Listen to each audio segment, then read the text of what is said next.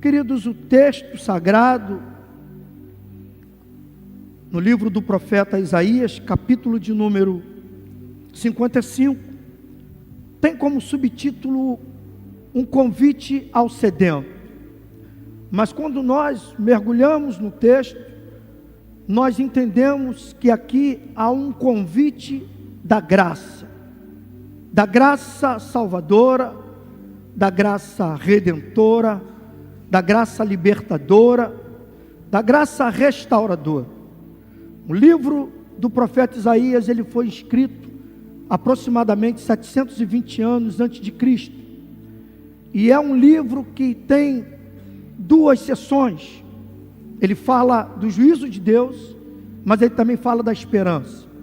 Do capítulo de número 1 até o capítulo de número 39, Isaías vai falar do juízo de Deus sobre a nação de Israel, porque era uma nação que se tornou idólatra, que virou as suas costas para Deus, e ao mesmo tempo ele traz uma palavra de esperança. E a partir do capítulo de número 40 até o 60, ele vai falar do Cristo, do Messias, do Salvador, daquele que vem para tirar o seu povo do cativeiro, daquele que pós-cativeiro, ele vai restaurar a nação de Israel. E dentro desse contexto, nós iremos nessa manhã aprender algumas coisas, algumas lições com o profeta Isaías. E nós, ao lermos o início do texto, já entendemos que há um convite. Pastor, para quem é esse convite? Esse convite é para todos os que estão sedentos. E eu pergunto para você nessa manhã: há alguém sedento de Deus aqui nessa manhã? Glória a Deus, são poucos, mas vou perguntar de novo: há alguém sedento de Deus aqui nessa manhã? Aleluias, glória a Deus. Esse convite é para você mesmo. Esse convite é para você que tem sede. Esse convite é para você que entende que sem Deus nós não iremos chegar a lugar nenhum. Que sem Deus nós não iremos alcançar nada. Há um propósito de Deus para você, há um propósito de Deus para mim, há um propósito de Deus para todos nós. Esse convite, ele se estende a todos. E é um convite interessante, que é irrecusável. Eu preguei numa igreja e falei sobre esse convite. E todas as vezes que nós recebemos um convite, ou estamos ansiosos para sermos convidados, cria em nós uma expectativa muito grande. Cria em nós, um anelo pelo convite, e nós, muitas vezes, nem dormimos. Nós, muitas vezes, ficamos ansiosos para que aquela pessoa não se esqueça de nós. E às vezes nos frustramos quando esse convite não chega até você, não chega até mim. Mas o interessante é que o convite que o profeta Isaías faz, ele se estende a todos que têm sede, a todos que estão sedentos pela palavra de Deus, pela água, não uma água natural, não uma água que tem na sua composição a fórmula de H2O, não uma água que vai matar a sua sede natural, mas uma água que vai saciar a tua sede espiritual. Não há outra fonte que possa saciar a sede da tua alma. Não há outra fonte que possa saciar essa sede que você só encontra na palavra de Deus, na presença de Jesus. E o interessante que, olhando para esse texto, eu me reportei a Jesus na passagem que ele tem um encontro com a mulher samaritana. Havia um propósito de Jesus se encontrar com aquela mulher. E ali Jesus começa a conversar com a mulher que para os judeus era algo impossível. E nós sabemos que havia uma constante rincha entre um e outro, Mas Jesus, naquele momento, começa a conversar com aquela mulher sobre a questão da água. Aquela mulher está diante de um poço, onde todo dia, ao meio-dia, segundo alguns estudiosos, ela ia àquele local para retirar água. E a mulher, ela vivia um processo na sua vida de opressão, um processo na sua vida de rejeição. Jesus, ao conversar com aquela mulher, ele começa a explicar a ela a necessidade que ela tinha de ter acesso a essa água. Ela não entende o propósito de Jesus e começa a relatar o seu anseio pela água que poderia matar a sua sede física, a sua sede natural. E Jesus diz para ela: mulher, se tu soubesse quem te pede água, mulher, a água que eu te ofereço não é uma água comum. A água que eu te ofereço não é uma água que você vai beber agora e vai voltar a ter sede amanhã ou depois, mas uma água que vai saciar a tua alma, uma água que está disponível a você, uma água que faz jorrar dentro de você rios de água viva, segundo a palavra de Deus. Deixa bem claro para nós que se nós bebermos dessa água, do nosso interior fluiria rios de águas vivas. E eu creio, queridos, que nessa manhã o Senhor preparou um rio de água viva para fluir do teu interior. Eu creio que nessa manhã nós sairemos daqui com a nossa sede saciada. Apocalipse 22, versículo 17, há um convite: vem todos que têm sede. O livro de Apocalipse é a revelação de Deus. O livro de Apocalipse, ele fecha o cânon sagrado da Bíblia. E eu entendo que esse parece ser o último convite à graça. Eu entendo que esse parece ser o último convite de Jesus, chamando todos os sedentos, chamando aqueles que verdadeiramente têm sede. Sede dessa água que pode saciar a nossa sede espiritual. A primeira lição que eu aprendo com esse texto sagrado é que a sede que nós temos por Jesus está sendo liberada pelo profeta Isaías através de um convite. Mas esse convite, que está disponível para todos, é um convite que só vai atender aos sedentos. Que é isso, pastor? Sim, querido. Porque se você não tiver sede, querido, como foi falado já aqui, Deus, ele não vai conseguir fazer nada na tua vida. Não que ele não possa. Nós sabemos que Deus tem todo o poder emana do Senhor. Deus, ele é onipotente, onipresente, onisciente. Mas se não tiver essa sede em você, de nada vai adiantar esse convite. De nada vai adiantar você ler, de nada vai adiantar você ouvir. De nada vai adiantar você anelar por esse convite. De nada vai adiantar você entrar e sair, se não houver em você essa sede insaciável que somente a palavra de Deus pode matar a sua sede espiritual. O convite está sendo feito, ele é disponível para todos. E quando eu comecei a ler esse texto, eu vi a importância de como nós, crentes, de como nós precisamos, estar com os nossos ouvidos atentos, estar com nossos corações abertos, estar com a nossa vida diante do altar, para que todos os dias possamos receber dessa água que sacia a nossa sede espiritual. Porque sem essa água, querido, infelizmente, nós morreremos, como diz o texto sagrado. O texto diz assim: ó, vós todos os que tendes sede, vinde às águas, e os que não tendes dinheiro, vinde comprai e comei, vinde comprai sem dinheiro e sem preço. Não há preço. Há uma manifestação da graça aqui. Eu entendo que a graça está disponível a nós, mesmo sendo eu e você não merecedores dela. A Bíblia vai dizer que a graça é um favor imerecido. A graça, nós entendemos que ela só vai ser alcançada a partir de uma questão tomada por nós mesmos. E eu vou chegar a esse ponto para que você possa entender. E está no segundo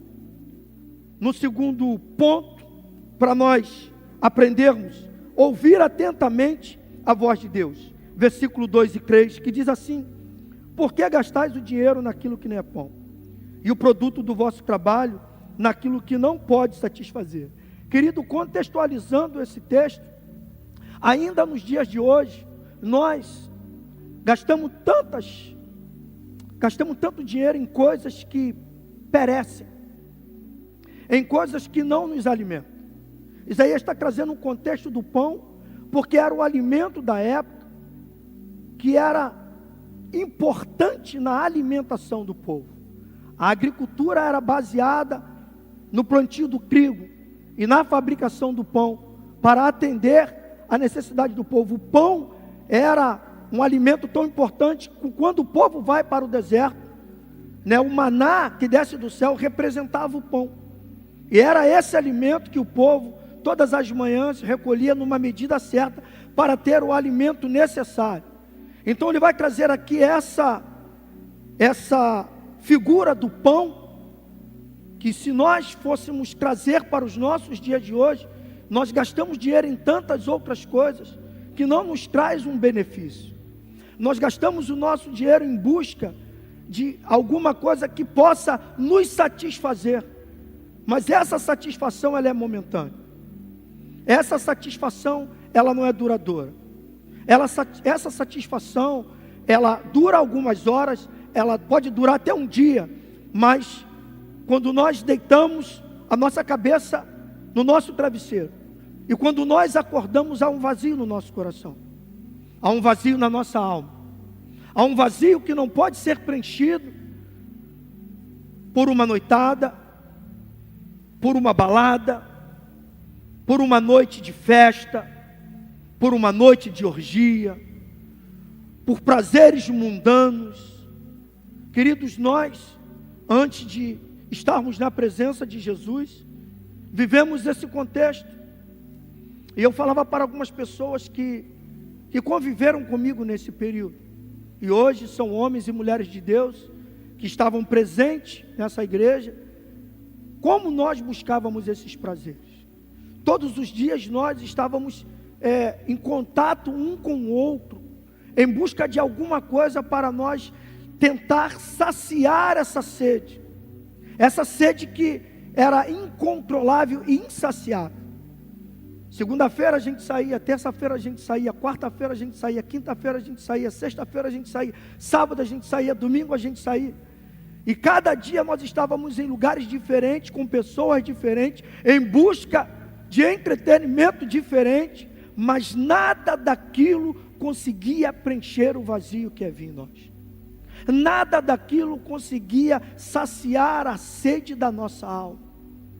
Por longos e longos anos, nós gastamos dinheiros e dinheiros, nós buscamos esses prazeres no mundo, nós buscamos esses prazeres em coisas, em pessoas, e o que nós conseguimos com isso? Somente frustrações, somente uma noite em que na manhã seguinte batia em nós um arrependimento muito grande, batia em nós uma frustração muito grande, e todos nós pensávamos a mesma coisa: eu não vou mais fazer isso,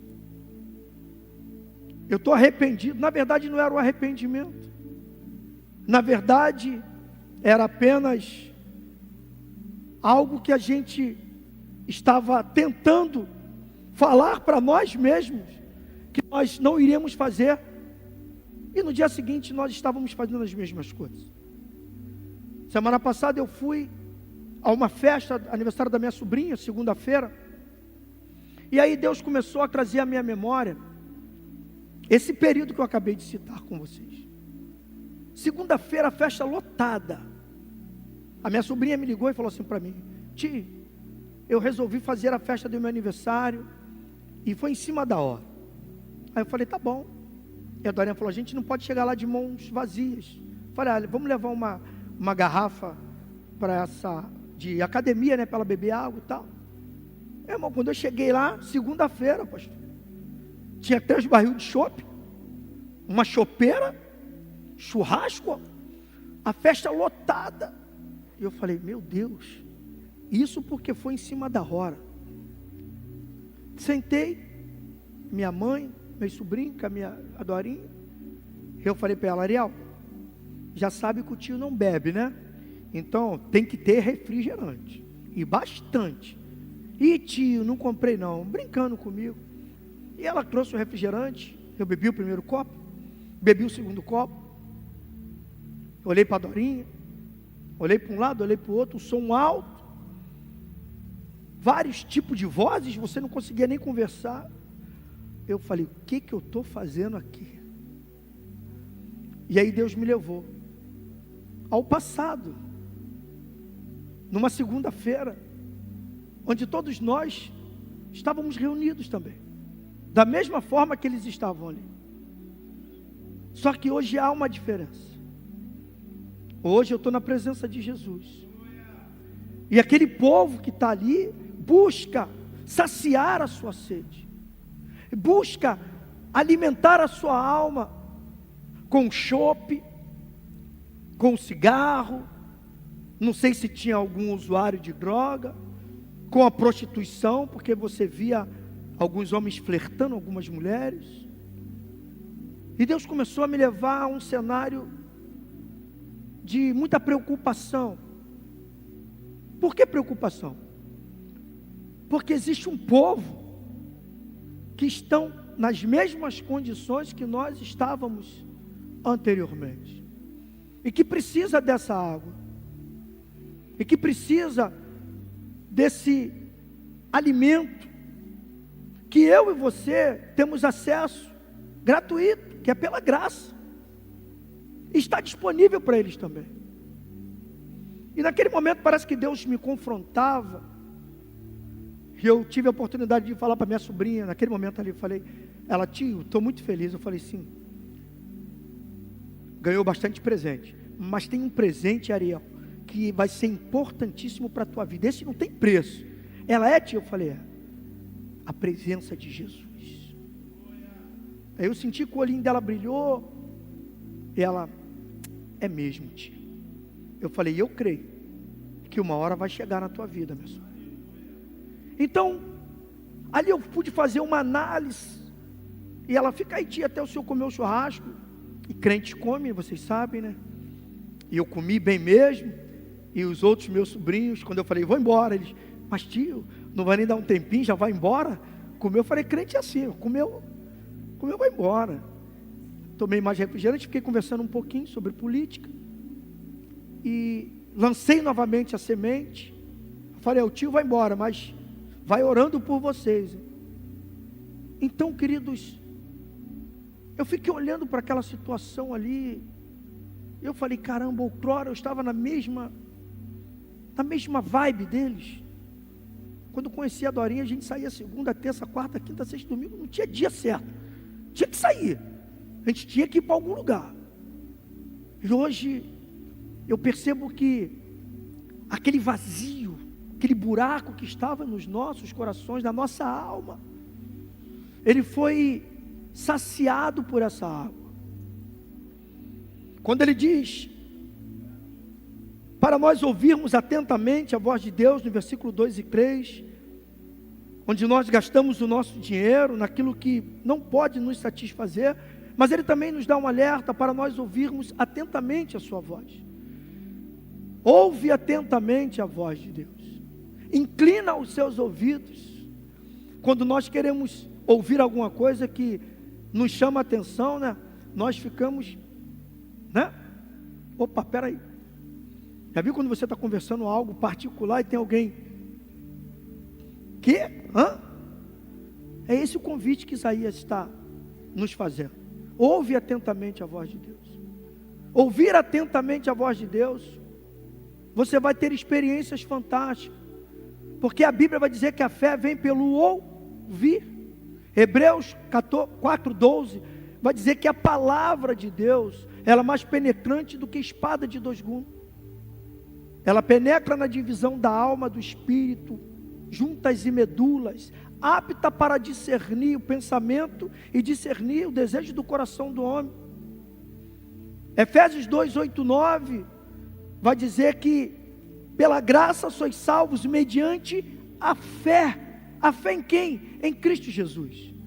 Então, para mim ter acesso a essa graça, eu preciso ter a fé. E a fé, como é que eu alcanço essa fé? Em ouvir a palavra de Deus. Se eu não estiver com os meus ouvidos atentos, eu vou entrar e vou sair, e a palavra não vai entrar e surtir efeito em mim. Então, queridos, estejam com os seus ouvidos atentos à voz de Deus. Todas as vezes que nós subimos aqui para ministrar algo da parte de Deus, eu tenho a plena convicção que nenhuma palavra volta vazia. No final desse capítulo 55, Isaías vai dizer que assim como a chuva e a neve não volta para da onde eles vieram, sem cumprir o seu propósito, assim é a palavra de Deus. A chuva, quando cai, ela tem um propósito de regar a terra, de fazer com que as sementes que foram plantadas, elas venham germinar, elas venham crescer, dar frutos, e a subsistência humana vai ser suprida através do plantio, do alimento que chega até nós. Assim é a palavra de Deus. A palavra de Deus, ela é o alimento necessário para a subsistência humana. A palavra de Deus é o alimento necessário para as nossas vidas.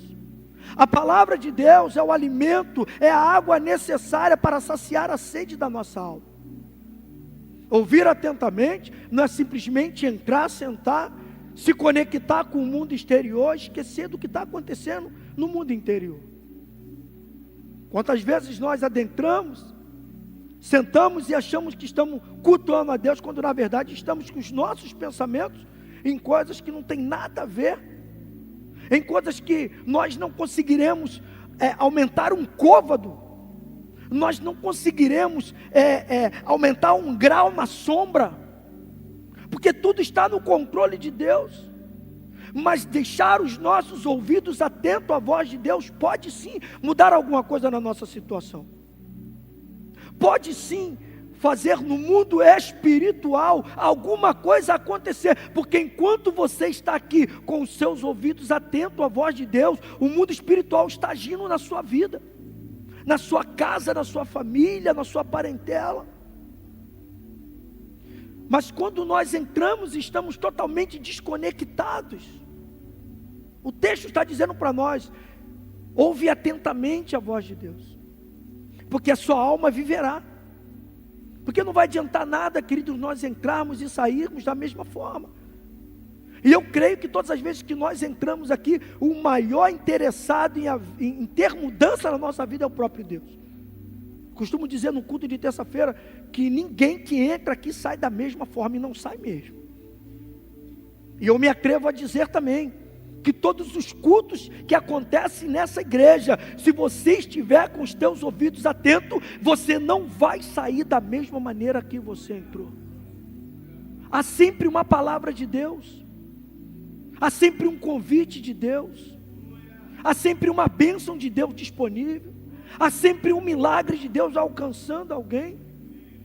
A irmã me chamou essa semana para falar comigo: pastor, eu sumi da consagração, mas deixa eu explicar para o senhor, eu sumi porque eu fiz um propósito com Deus. Eu fiz um propósito porque surgiu em mim o indício de uma doença que me levaria para a morte. E eu fiz um propósito com Deus que se Ele me curasse, eu daria o testemunho. E nós orando, sem ela divulgar para nós, ela divulgou para Deus. E essa semana ela falou assim: eu quero dar um testemunho, pastor, porque eu fui fazer o último exame agora e não deu nada. Aleluia. O mérito é meu? O mérito é do pastor Alessandro, do pastor André, da pastora Márcia, dos outros pastores? Não, o mérito é do Senhor. O mérito é do Senhor. Nós somos apenas instrumentos usados por Deus, que derramou os seus dons, nos presenteou com os seus dons para um fim proveitoso para a igreja. É por isso que nós insistimos em que você venha com o seu coração aberto. Como está o teu coração? O pastor pregou semana passada sobre isso. Como está o teu coração? Porque a palavra é a semente de Deus, e quando ela é lançada num coração bom, na terra fértil, querido, não há como não germinar, não há como não produzir bons frutos. Então, segunda lição que Isaías deixa para nós é que se nós ouvirmos atentamente a voz de Deus, nós experimentaremos grandes milagres da parte do Senhor.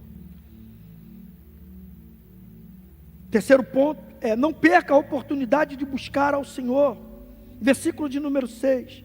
Buscai ao Senhor enquanto se pode achar, invocai-o enquanto está perto. A Bíblia nos garante que haverá um tempo em que essa busca não vai mais acontecer. Que é isso, pastor? Sim, é a Bíblia que está nos garantindo. Buscai ao Senhor enquanto se pode achar, invocai-o enquanto Ele está perto. Ele está perto de nós, Ele está presente entre nós. Não há como você entrar aqui e não sentir a presença de Deus. Eu criei um hábito no meu lar agora de nós orarmos. Eu criei não, a Dorinha que criou esse hábito, tá? Mérito não é meu, é dela. De nós orarmos pela manhã. A gente toma café sentado na mesa, coisa que a gente nunca fez. Na verdade a gente nem tomava café, era cada um para um lado. Mas olha o que Deus fez na nossa vida. Hoje a gente senta na nossa mesa, a gente toma o nosso café, e ali, ora eu sentado aqui, ela ali, ora eu lá, ela aqui. E ela bem se posiciona aí que nós vamos orar. Aí eu sento direitinho, né? Porque manda quem pode, obedece quem tem juízo. Ela é braba. E a gente toma o nosso café e a gente ora. E a gente ora. E a presença do Espírito invade a minha casa. A presença do Espírito toma a minha casa de uma maneira que eu fico imaginando: Senhor, eu nunca imaginaria que isso iria acontecer na minha vida. E eu creio que não é só na minha casa, eu creio que existem vários irmãos que têm o mesmo hábito e pode compartilhar da mesma experiência que eu estou compartilhando aqui. Então, eu estou buscando o Senhor quando eu separo esse momento dentro da minha casa para buscar, para invocar a presença dEle.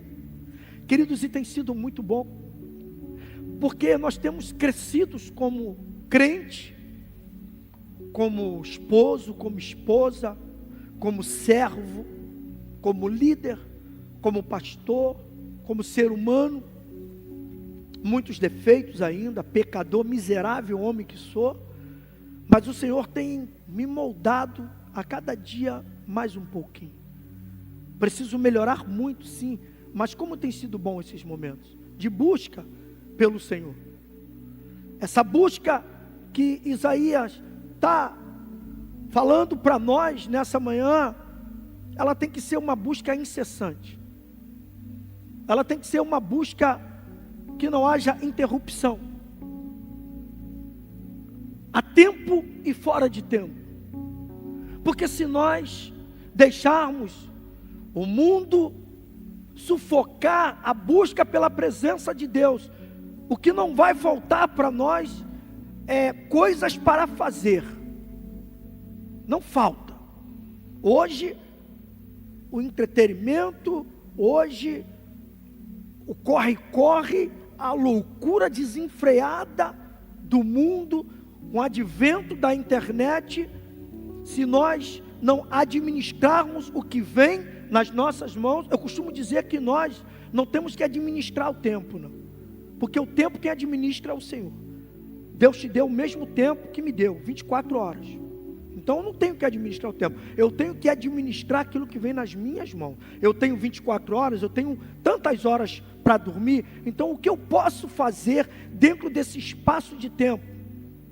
E em primeiro lugar, eu tenho que entender que é do Senhor. Mateus 6,33. Buscai em primeiro lugar o reino de Deus e a sua justiça. E as outras coisas, ou as demais coisas, depende da interpretação ou da Bíblia, né, ao qual você está lendo. Mas a primazia, mas o primeiro momento é do Senhor. Eu estou falando isso porque eu estou separando a minha manhã para Deus. Eu estou separando o meu primeiro momento para Deus e eu estou vendo como tem sido bom. E eu creio que Deus nos levou até essa experiência e está colocando em meu coração para compartilhar com vocês nesse momento, porque vai ser bom para vocês também. Quem não está fazendo, que faça. Porque nós buscamos tantas coisas. Não é pecado buscar o crescimento financeiro, não é pecado buscar o conhecimento secular. Não estou falando nada disso. Eu estou falando da busca pelo Senhor, da busca por alguém que nos deu acesso livre à sua graça, de alguém que entregou uma pessoa muito importante para Ele, para morrer em nosso lugar, para que eu e você, através da fé nele, tivéssemos encontro com essa graça que aonde abundou o pecado, ela superabunda e transforma a nossa vida de maneira que o mundo olha para nós, as pessoas olham para nós e ficam assim, estataladas de olhar para você e falar assim, mas esse aí não era fulano, essa aí não era ciclano. Foi essa experiência que eu tive no sábado passado, quando esse amigo meu que era traficante lá do Chapadão, retornou para Jesus, teve um período de 6 anos de libertação, e eu entendo que é um chamado na vida dele. Ele foi consagrado a pastor, está com a sua igreja lá, e ele conseguiu reunir todos os amigos, como diz na linguagem mundana, né? Os tralha, os vice, todo mundo ali, os 7, ele reuniu todo mundo ali dentro.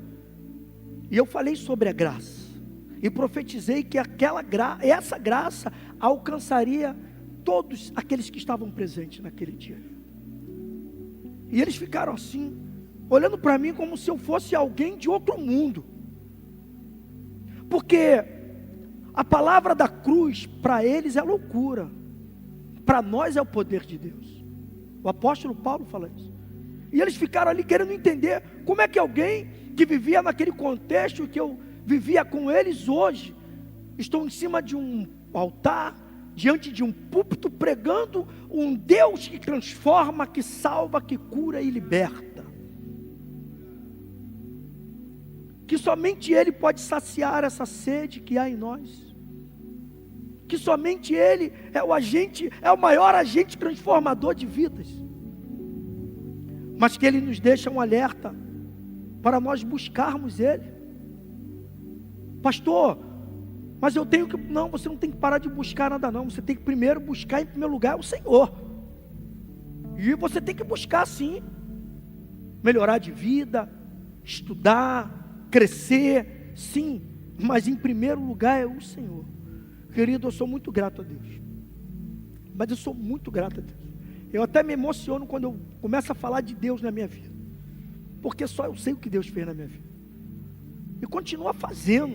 Deus tem me abençoado muito. Então essa busca, esse momento, que o próprio profeta Jeremias também vai falar no seu capítulo de número 29, versículo de número 13, que ele diz assim, buscar-me-eis e me achareis, quando me buscardes de todo o vosso coração. Como é que está o teu coração? Vou repetir a frase do pastor. Como é que está o teu coração? Porque quando você busca de todo o coração, querido, não tem como você não ser inundado dessa graça, não tem como você não ser inundado da presença do Espírito Santo de Deus. Lucas, capítulo de número 11, versículo de número 9, vai dizer também, buscar-me-eis e me achareis, né? Ele diz lá, são 3 versículos, né? Quem bate, a porta abre, quem busca, acha.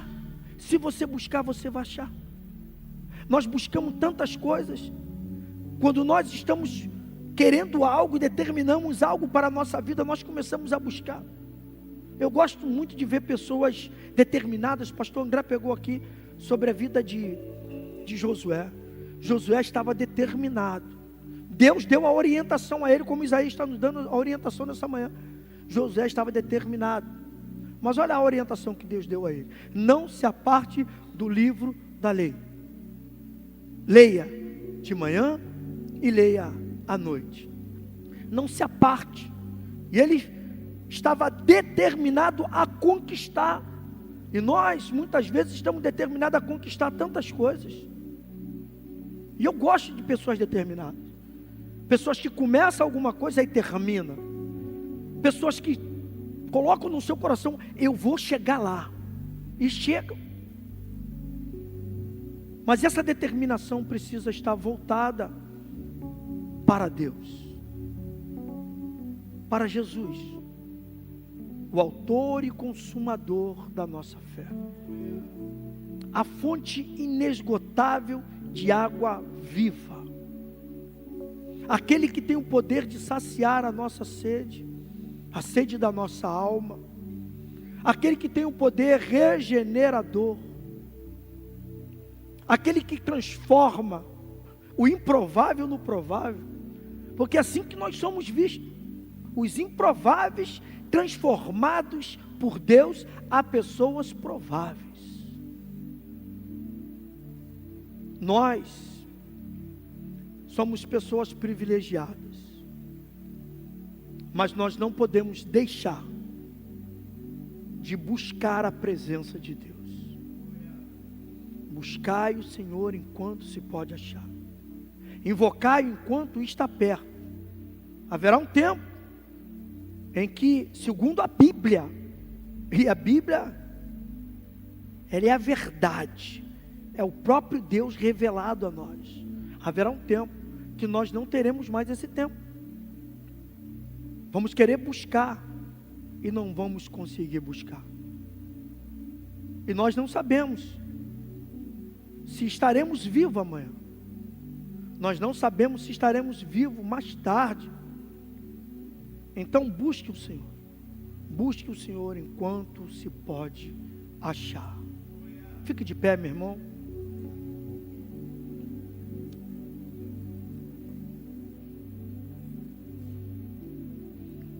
Ministério de louvor.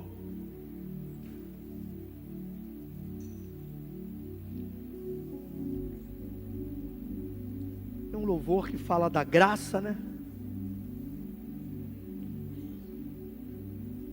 A graça, favor imerecido. Graça que nos alcançou. A graça que transforma a vida. Eu conversava com um outro amigo, ele falava assim: mas como é que é esse negócio?